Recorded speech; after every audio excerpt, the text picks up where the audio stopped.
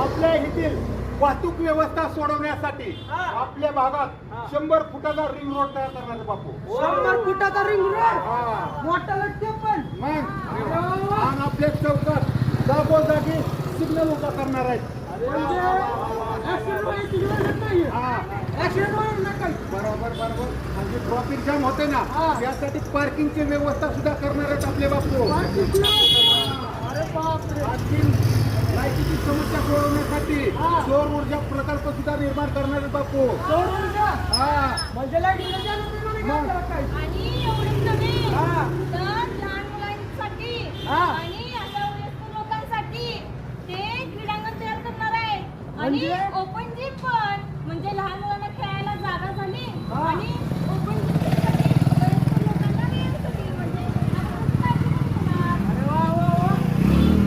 आणि एवढंच नाही, तर प्रत्येक प्रभागामध्ये मोफत उपचारासाठी दवाखान्याची सोय करणार आहे.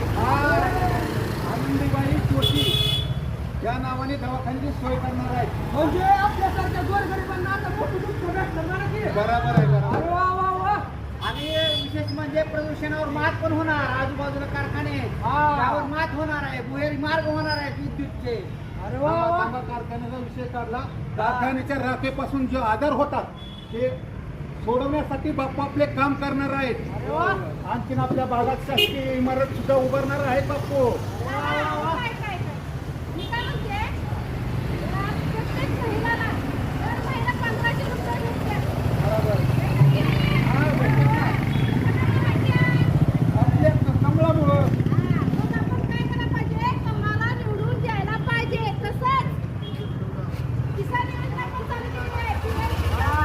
शेतकऱ्यांसाठी. पीएम किसान हा. तुम्ही बरोबर बोलला बघा.